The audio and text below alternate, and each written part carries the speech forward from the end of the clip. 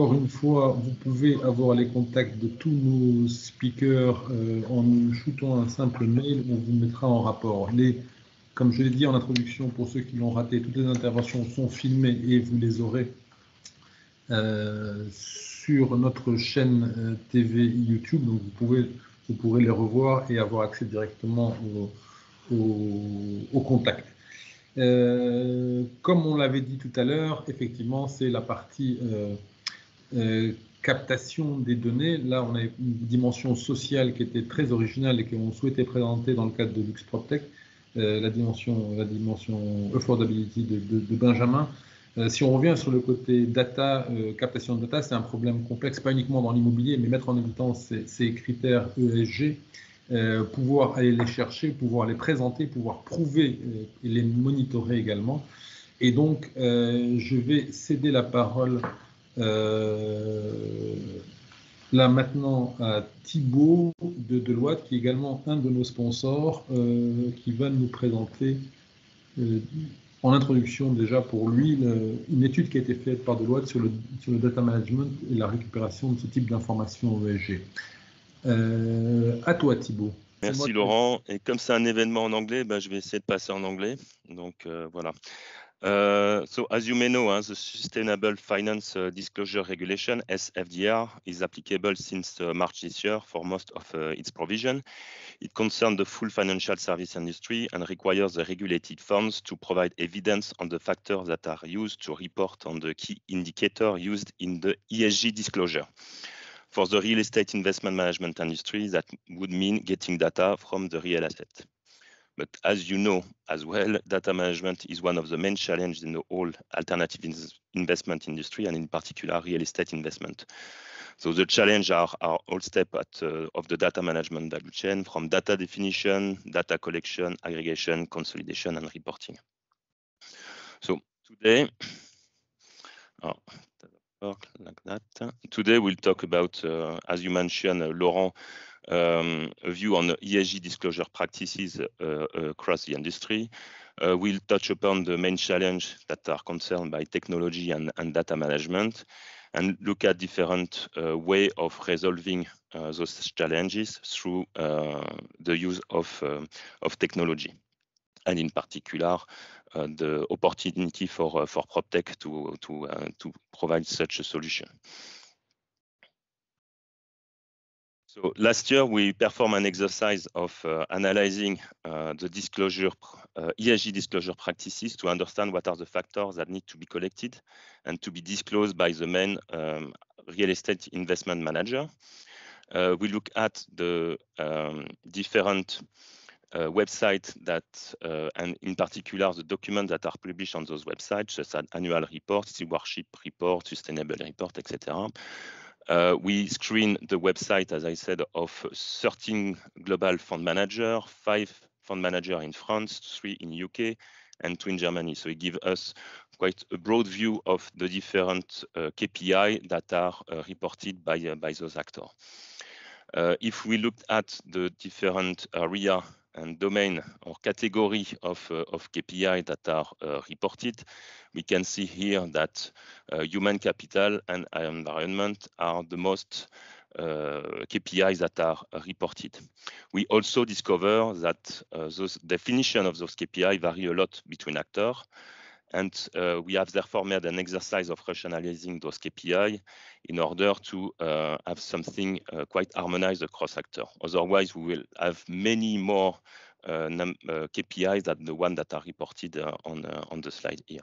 So as you can see, human capital and environment represent more than 50 KPI being reported by those actors.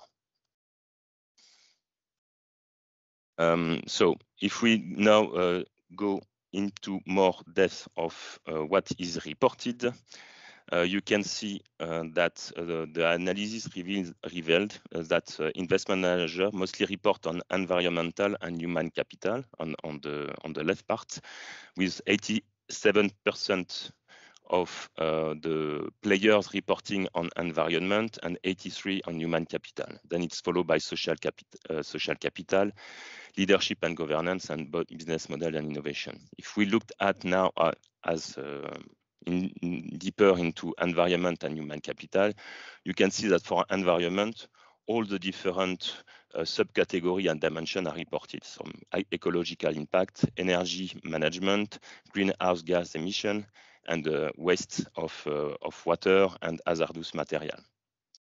So worth to mention that also human capital dimension are reporting labor practice and employee health and safety.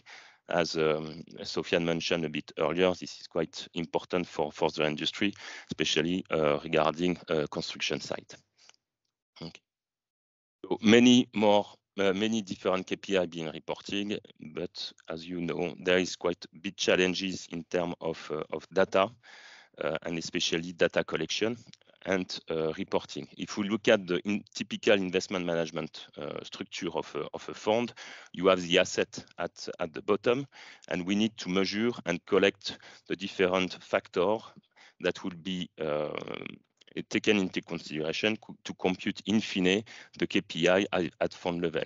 So the data need to be measured and collected at the bottom of the structure and propagated up to the fund so that it can be aggregated, consolidated, and reported to investors, to regulators, but also asset manager that we need to understand and potentially monitor the ESG factor at portfolio level to ensure compliance with the policy and the strategy of the fund, and adjust the management of the asset accordingly, such as initiated renovation on a specific area of the asset, for example. Okay. So, as I have mentioned, there is different main data challenges that are faced by the industry, the variety of assets, the variety of the definition, and also the geographical varieties that drive also inharmonization of the data definition. So there is a big challenge in harmonizing the data, and which is a broader challenge of the industry. You may know that we have different initiatives on the market. You have the German one as GIF, you have Fiji in France. And so all those initiatives are not yet harmonized, and this is true also for ESG. And because those factors and those data definition are not harmonized, then it is difficult to have a common data model that will be used to store, but also compute and aggregate data at portfolio level, which will prevent the required drill-down features that will be needed for evidencing the different measures that are used and different data that are used to compute the KPI at ESG KPI at portfolio level. So if you looked at the different technology and means that are used to resolve the challenge, you have what we call the core system package that are property management system, that are portfolio monitoring system. Those are typical actors that are already providing solution for other area of the fund management value chain, and they develop some means to not collect data, but aggregate data in a data model, but they are quite limited. You know, it's not their core focus, and it's more as a tactical move that they made in order to answer part of the requirement of their client that are fund manager and investment manager. You have also data architectures that are put in place by the main fund manager that are global one, and that invest and can invest on specific data architecture for ESG data collection, aggregation, and reporting. And you have now also data management service provider, such as Deloitte, but also other actors that position themselves in doing the data collection and data reporting as regard ESG on behalf of their own client. So if we look at those different areas, I strongly believe that there is opportunity for PropTech to enter the market, as they have the technology, the new technology that will be needed to answer the requirement of the industry, either by providing operational solution and linking the offering, the data collection and measurement at the level of the asset, and we talk about smart building and technologies that enable automatic measurement of energy consumption, water consumption, etc. But also at the level of offering data collection features and solution in order for property manager, for example, to upload the data on behalf of their client.